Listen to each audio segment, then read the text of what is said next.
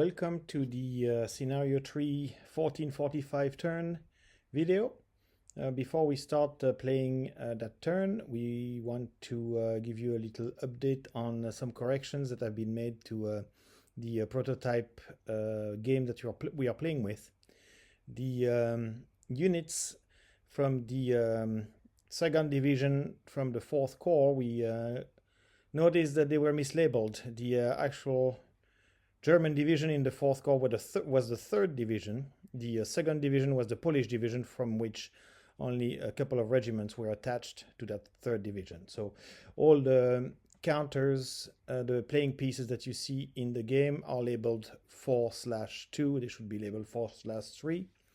That's going to be corrected, of course, before the game goes to print. So with that in mind, let's take a look at what's going on this turn. All right, so it's the 2:45 p.m. turn. The weather that was missed is now clear. The smoke from the guns has cleared from the barrage. Now we have to select Sebastiani out of the pile of leaders that is in the autoplay deck, because he's going to enter the map this turn. So he's put in the French hand. All right, so let's take a look at the sequence of play. We need to select a leader to start the activation stack, and let's take a look at the French hand. That's the situation on an overview of the whole map.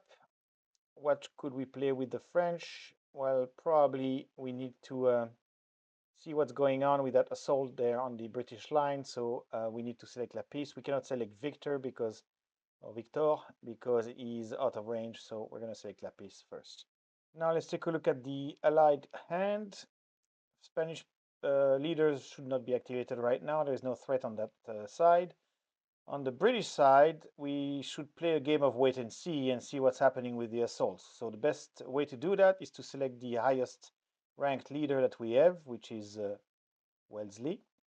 And Wellesley, with a rank SR of 6, will force the French player to play his cards first if he wishes so, or can stop them by interrupting them and being activated first. So it's the best choice. So we're going to let Lapis activate first. So first we decide to move the leader. In this case, we can move him to that stack there that has a stragglers marker. There's no restriction on the movement there because he has the stack in sight, and so he can go stack with them. After that, we are going to be able to move the battalions so that they remain in command. First, we'll move the battalion on the left there, 1,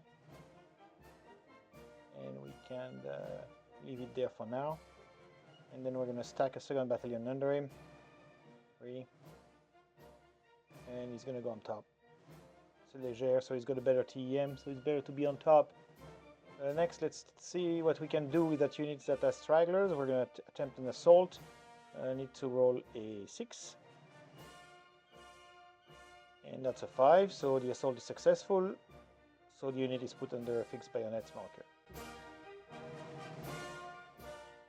Now, this unit here is not in the reaction zone of the skirmishers anymore, because the skirmishers are busy defending against the assault, so we can actually try to reform them.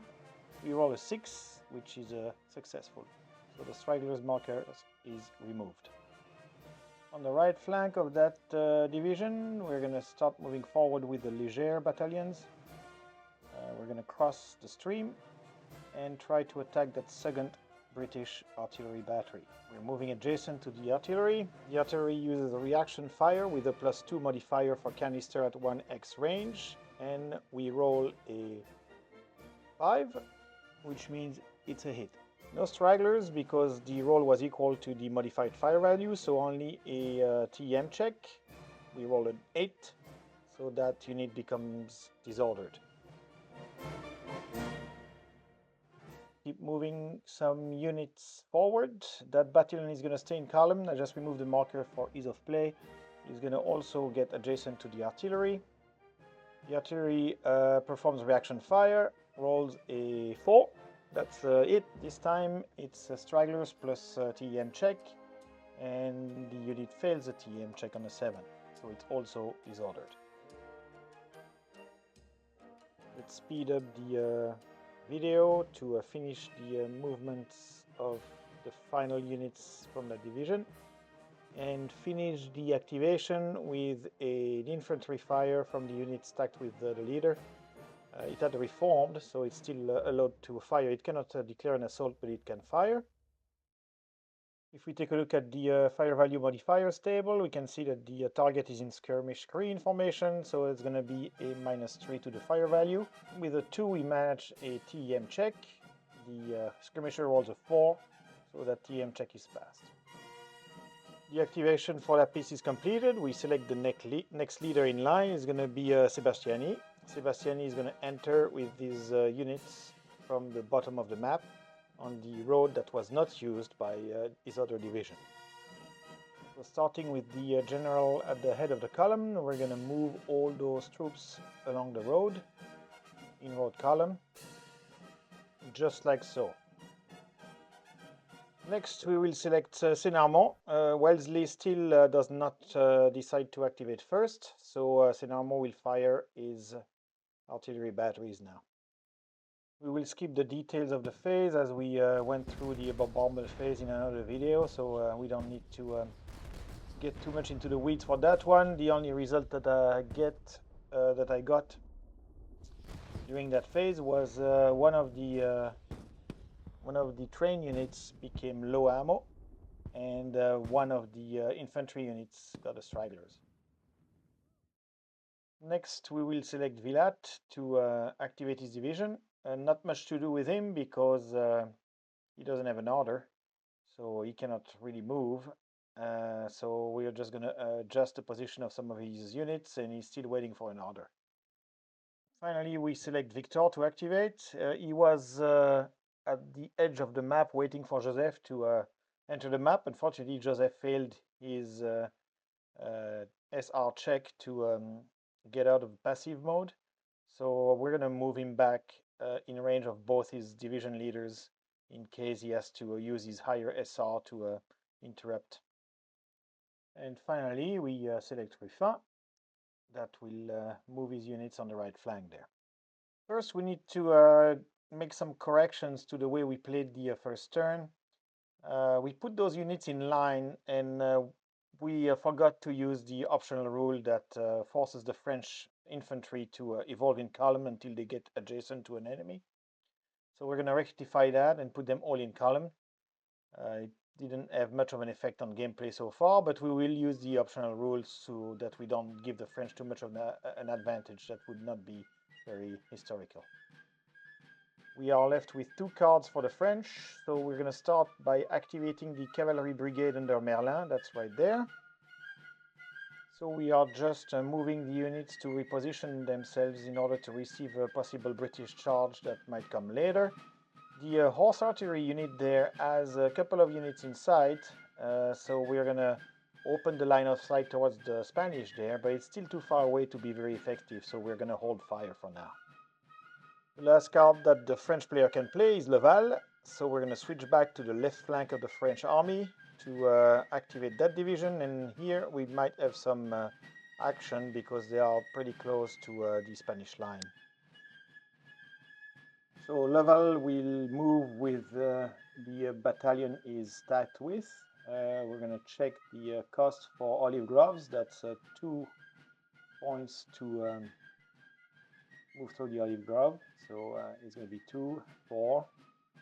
And there will be no skirmish check because the Spanish unit has a 0 skirmish value. So the unit is allowed to change formation at no cost. And that's going to be a 5.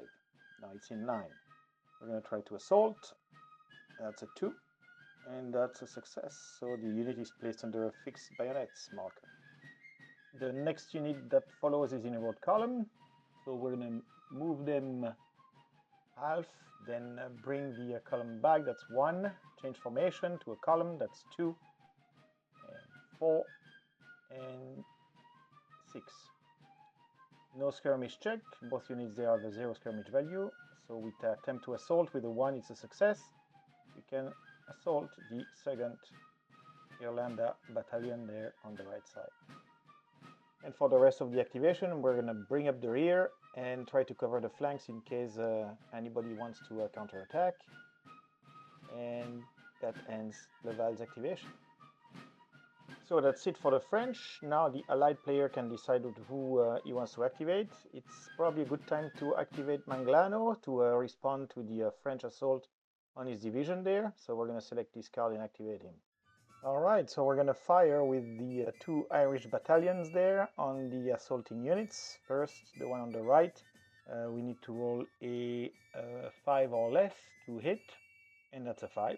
So it's going to be a TM check, a 6 for the French. The TM of that unit, the German unit there, is 5, so he fails the check and is thus placed under a disordered marker.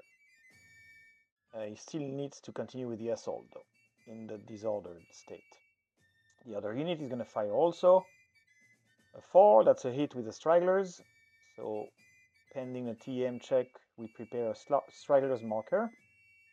EM check for the French unit. And they roll a 7.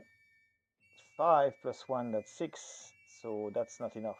So that's also disordered and stragglers.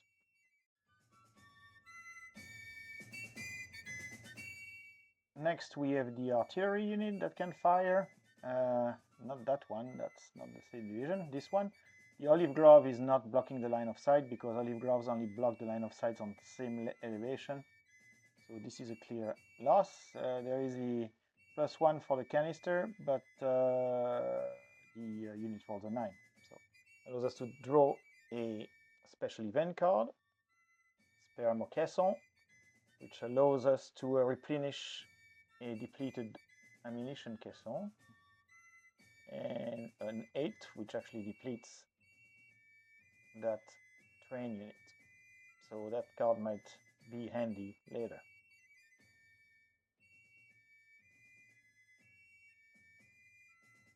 Finally, we move one battalion there to plug the gap, and he's going to try to assault. That's a 0.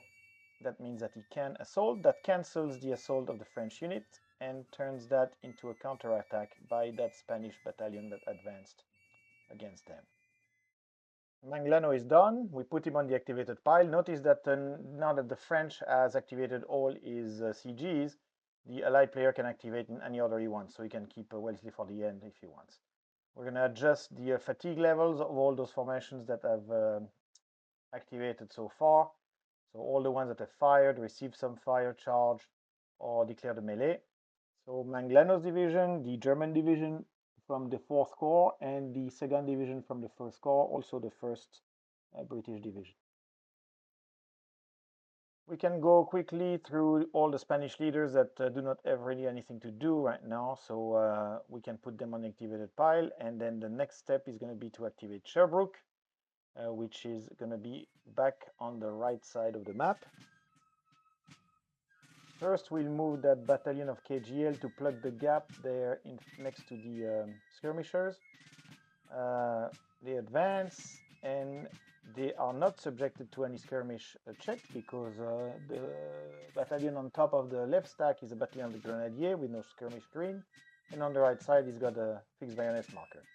So they can fire, and they're going to try to fire on the assaulting unit to disrupt the assault, but they roll an 8, so that's not going to work. We'll move another infantry battalion behind the skirmish screen to allow them to withdraw when they are assaulted, and then we can attempt to fire on the disordered unit there with the artillery. We need to roll a 3 plus 2, 5. We roll an 8, so that's a miss. Ammo depletion, that's okay. So now the infantry unit there is going to attempt to assault that disordered unit. 7, that's fail. TM check. They will fire nonetheless. No cover. So they succeed on a 5, but that's a 7, so it's a miss also. So the other unit is going to attempt to fire also. They succeed on a 5. And that's a 4. So that's the stragglers plus TM check. Stragglers, already a stragglers there, so the unit loses a step. And then they have to roll for TEM, 8, that's fail also, they were already disordered, so they have to rout. Now the prime is that they have to enter the open X there, which is in the reaction zone of an enemy unit, so they lose another step. So they're going to end up in the routed units box with one step left. Now, before the Allied player can continue moving his units, the French player should have taken a TEM check on the unit traversed by the routing unit, which is what we are going to do now. So let's take a look at the modifiers. The only modifier that applies here is the fact that the unit was traversed by a routed unit. That's a -2. So it's a 4 on that stack of 2 French infantry. Roll a 1, so they pass their TEM check.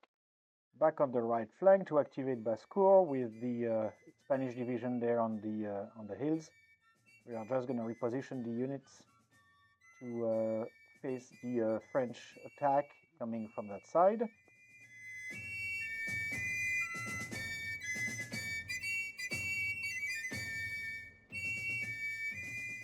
Now that it's done, we can take a look at the full map to see what's going on. We are left with a few cards in the hand. We're going to play Enestrosa first. He's going to comply with his order and get closer to his order marker. We're going to change those cavalry units into column to more easily traverse that area of olive groves. They will be able to change back into line later.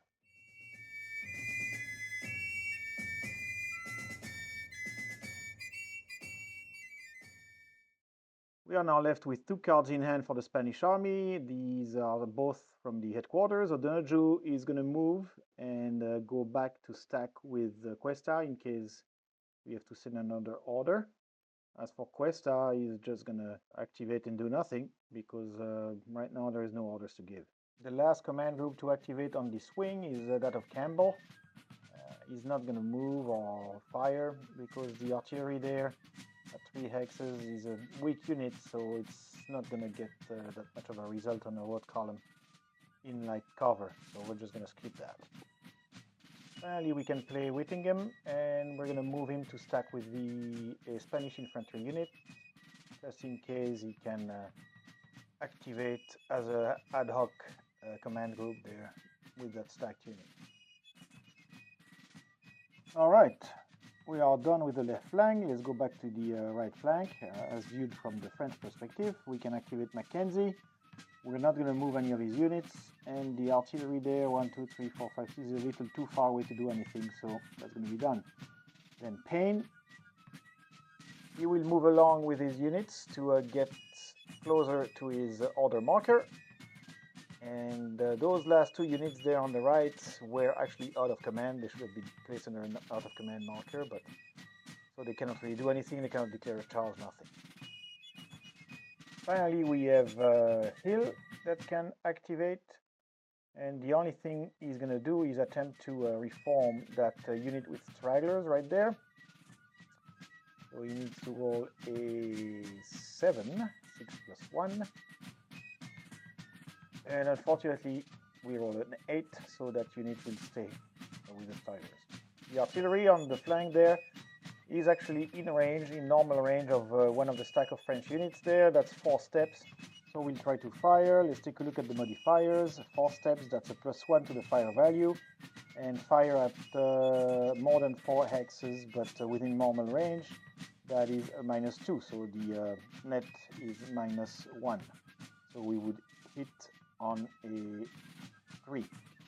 And we roll a 1, which is a stragglers and TEM check. The French player is going to take a TEM check on that unit, has to roll a 6, rolls an 8, so the unit is disordered and has stragglers. We roll for abo depletion, rolling a 1, that's okay, no depletion. And finally, the last card in hand is Wellesley. Actually, he was at the bottom of the activation stack, but we decided to activate him last. The only thing we're going to do is move him closer to Sherbrooke, so in case he needs to use his special ability, he can activate Sherbrooke to prevent any French breakthrough. So that's the only thing we're going to do. And that last card play marks the end of the activation phase. The next phase is going to be the out of play phase. Let's take a look quickly at the leaders that are in that stack. Most of them are on reserve or have not been flipped from their passive side. So there is really nothing to do with those leaders right now. We can leave them in the stack as is. So the next phase is the assault phase. Let's take a look at the general map again. We have 3 assaults. We have 2 on the left side there, 1 Spanish and 1 French, and another French assault there. So the French, being the initiative player, is going to start with that assault on the right side. So first retreat, that skirmish screen is going to retreat under the KGL unit right there. Switch to line, which will force the French unit to move after him across the stream and decide to assault either of those units in its front X. So he's going to assault the one on the right there. That unit has to take a TM check, and he rolls a 9. That's not good. So the unit is going to be disordered, but first we're going to draw a card from the special event deck. Huzzah, that can only be used attacking when you're the British player. So we're going to just keep it in our hand and discard one of the other cards that we had in the hand. Let's take a look at the modifier. No modifiers for that melee. The odds now, because the defender is disordered, are going to be 2 against 1. We roll a 4. 4 with a 2 against 1. That's defender disorders, which means that that unit now routes. So we're going to move that unit 6 X's. It doesn't traverse any friendly unit, so no TM check required. Put him in the routed unit box and with 1 less step. The French unit advances after combat, and the British leader there that finds himself alone in the hex has to do a reaction move. By moving on the closest friendly unit, we're going to go there, and because he had to reaction move, he becomes passive. Next, the Allied player will resolve his assault. That's that Spanish unit on that German unit there. The Allied French unit has to pass a TM check. They pass with a 2. Even though they were disordered, they had to roll a 5, so nothing happens. So we have to resolve the assault on the melee table. Let's take a look at the modifiers. The only modifier applicable here is the leader defending. That's going to give a +1 to the allied roll, because the leader here has a 1 as a modifier value for the infantry. There's going to be 2 against 1, and that is a 9. So we're going to draw another special event card, and which will not help us. So that disorders the Spanish unit. We finish the assault phase with that last assault on the Irish unit. The Irish unit takes a TM check. That's a 3. That's pass. So we resolve the assault. The French unit is disordered, so only half the step will count. That's going to be a 1 against 2 with no other modifiers. The roll is a 1. So 1 against 2, 1. That is a special result. Let's cancel the table for special result. Close order infantry. Being disordered is still close order. Close order infantry against close order infantry. That's firefight, so no effect. That's a lucky roll. Next comes the cleanup phase. First step, return the leader cards to their respective owners' hands. So this is easy. All the French leaders were at the bottom, so they go back. Next, flip eligible passive leader. There is 1 British leader, Sherbrooke, that got passive because he had to perform a reaction move. Let's see if he... No, that's an 8, so Sherbrooke stays passive. One important thing to do is to check if Joseph and Jourdan manage to flip from their passive side. So we have to roll a 4 for Joseph and a 3 for Jourdan. Let's do Joseph first. And we are rolling a 7, so no, Jourdan rolls in 8. So they are both still on their passive side. Next, spent infantry recovers readiness, nothing happens there. And check and adjust fatigue levels. Only 4 combat groups, command groups, have been affected by fatigue. So those 4 markers move to the next fatigue level. Next, we need to adjust the cohesion levels. That routed units on the British side there brings the cohesion to 1. On the French side, also 1 routed unit for the French first corps. That cohesion level goes also to 1.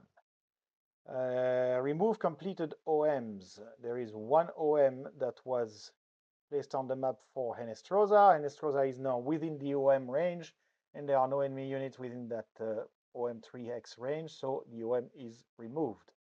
And the last two steps, check for automatic victory, nothing, and advance the hours and minutes marker. Next turn will be the 3 p.m. turn, and that completes the 2:45 p.m. turn. I hope you enjoyed this video. Thank you for watching us play Talavera, the prototype. Next time, we will continue with the assault on the Allied line. Thank you for watching. See you next time. Bye-bye.